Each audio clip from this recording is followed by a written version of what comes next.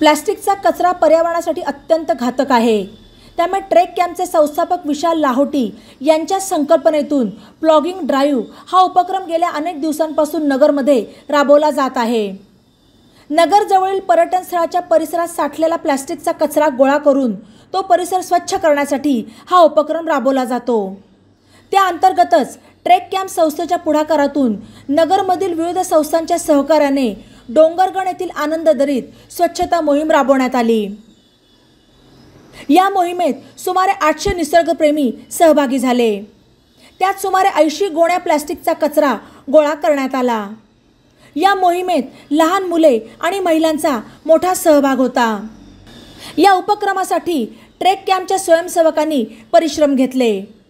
गोळा केलेल्या कचऱ्याची वाहतूक आणि विल्हेवाट लावण्याची जबाबदारी सर्व ॲपच्या व्हॅनने पार पाडली। यावेळी सर्पमित्र हर्षल कटारिया यांनी उपस्थितांना सापांची माहिती दिली।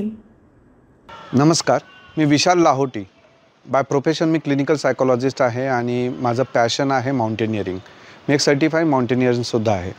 आपल्या नगरमध्ये ट्रेक कॅम्प नावाची एक ऑर्गनायझेशन काम करते जी खूप वर्षांपासून नगरकरांना निसर्गाशी जोडण्याचं काम करते। आणि आपल्या नगरच्या अशा बऱ्याचशा अनोळखी जागा होत्या ज्या पूर्वी जास्त कोणाला माहीत नव्हत्या, त्या नगरकरांपर्यंत आणण्याचं एक काम ट्रेक कॅम्प आत्तापर्यंत करत आलेलं आहे। कोविडच्या काळामध्ये खरं तर ट्रेकचे हे जे कल्चर आपल्या नगरमध्ये प्रस्थापित झालं त्याचा लोकांना खूप फायदा झाला। लोक ज्यावेळेला बाकीच्या सगळ्या एंटरटेनमेंट बंद होत्या, काही एंटरटेनमेंट त्यांच्यासाठी अवेलेबल नव्हत्या, त्यावेळेला लोक निसर्गामध्ये जास्त जात होते आणि त्यांना या जागांची माहिती जास्त झाली होती।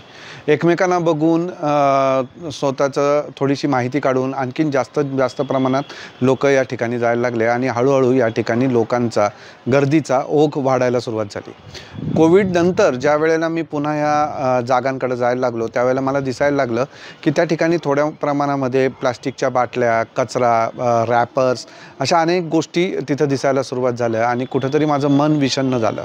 ही खंत मनामध्ये यायला लागली की अरे हे काय होतंय, ज्या ठिकाणी इतकं सुंदर सर्व काही होतं त्या ठिकाणी मानवी हस्तक्षेप वाढल्याबरोबर तिथं कसा कचरा निर्माण व्हायला सुरुवात झाली। आणि मग हे मात्र नक्की मला माहीत होतं की जे खरंच निसर्गप्रेमी आहेत, ज्यांना ट्रेकिंग या गोष्टी आवडतात, ते असा कचरा कधीही करत नाहीत। पण कधीतरी एक विरंगुळा म्हणून निसर्गामध्ये जाणाऱ्या लोकांकडनं नकळतपणे अशा गोष्टी घडत असतात आणि त्याचे मागं काय विपरीत परिणाम होत असतात निसर्गावर, त्याचबरोबर तिथल्या वाईल्ड ॲनिमल्सवर, ह्याचा त्यांना अजिबात अंदाज नसतो। आणि मग आता आपणच लोकांसमोर या जागा आणल्या आहेत तर त्या क्लीन करण्याची जबाबदारीसुद्धा आपलीच आहे। ह्या एका विचारातून आम्ही मागच्या 4 वर्षापासून प्लॉगिंग ड्राईव्हचं एक सुरुवात केली। सो प्लॉगिंग म्हणजे एक हा असा शब्द आहे की जॉगिंग करत असताना प्लग करत जाणे, म्हणजे रस्त्यामध्ये काही प्लास्टिक वगैरे अशा काही वस्तू दिसल्या तर त्या तुम्हाला उचलत जाणे। तर आम्ही तोच एक कन्सेप्ट ट्रेकिंगशी जोडला आणि प्लॉगिंग ही ॲक्टिव्हिटी आपल्या नगरमध्ये सुरू केली। आणि आपल्या नगरकरांनी मला खरोखर ह्या गोष्टीचं खूप कौतुक आहे की नगरकर प्रत्येक नवीन उपक्रमाला मनापासून साथ देतात। तर आपल्या नगरकरांनी त्याला उत्स्फूर्त साथ दिली आणि ही प्लॉगिंग ॲक्टिव्हिटीसाठी शेकडोच्या संख्येने नगरकर यायला लागले। गेल्या 3 वर्षापासून आम्ही प्लॉगिंग ड्राईव्ह राबवतोय। अनेक नगरमधल्या संस्था त्यामध्ये आमच्याबरोबर सम्मिलित होत आहेत। यावर्षीसुद्धा 800पेक्षा जास्त नगरकरांनी प्लॉगिंग ड्राईव्हमध्ये पार्टिसिपेट केलं आनंददरीमध्ये। पण मी असं नाही म्हणणार की हा प्लॉगिंग ड्राईव्ह यशस्वी होतोय, कारण 3 वर्षापूर्वी आम्ही जवळपास अशा 100 गोण्या प्लास्टिक जमा केलं होतं। लास्ट इयरसुद्धा आम्ही अशाच 80-90 गोण्या प्लास्टिक जमा केलं होतं आणि यावर्षीसुद्धा आम्ही पुन्हा 80-90 गोण्या प्लास्टिक जमा करतोय। एका वर्षामध्ये आम्ही 3 वेळेला प्लॉगिंग ड्राईव्हज घेत असतो आणि प्रत्येक वेळेला एवढ्याच मोठ्या प्रमाणावर प्लास्टिक जमा होतं।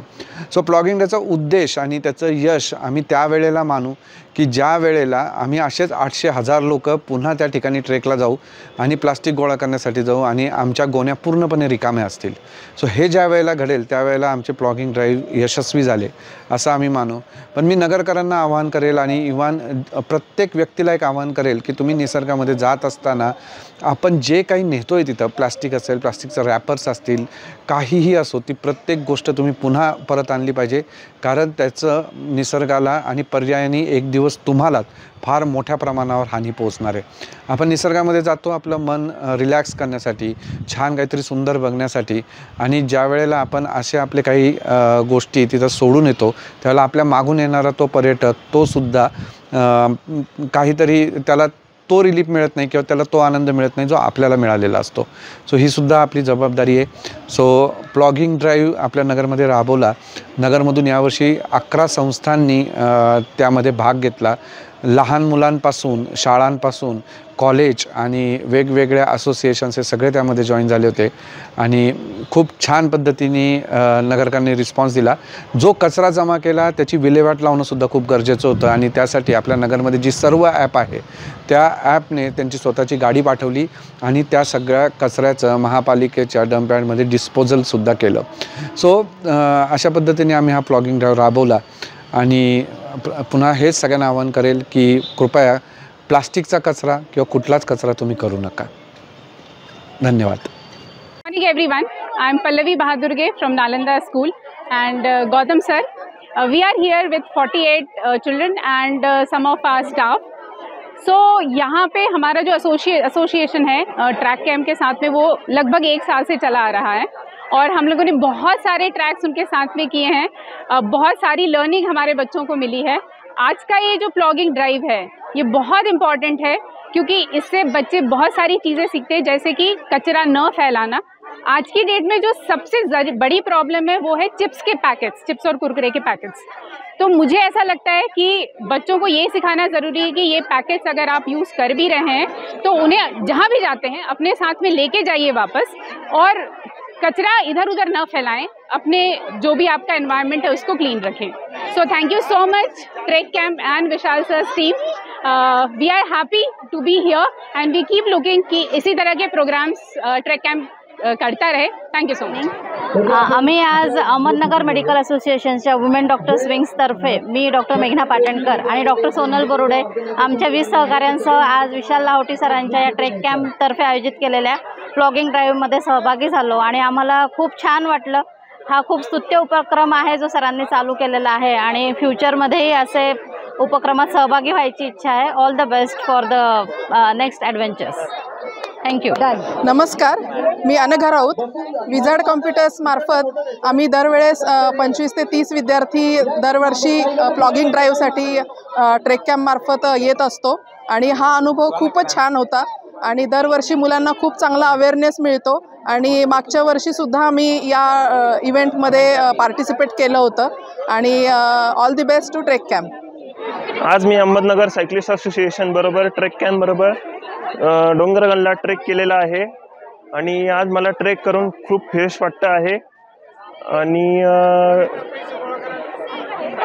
व्लॉगिंगला भरपूर कचरा सापडलेला आहे. होतं का या जंगल एरियात सुद्धा लोक एन्जॉय करायला येतात.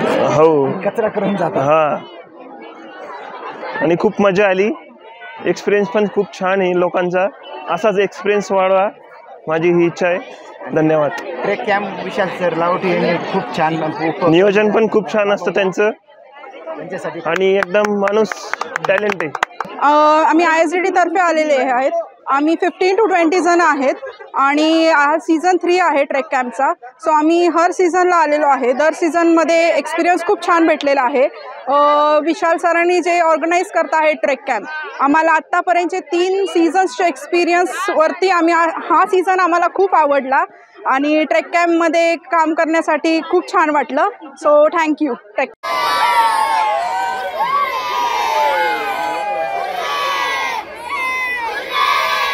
ई नवा मराठा यूट्यूब चॅनलला सबस्क्राईब करा आणि बेल आयकॉनवर प्रेस करा.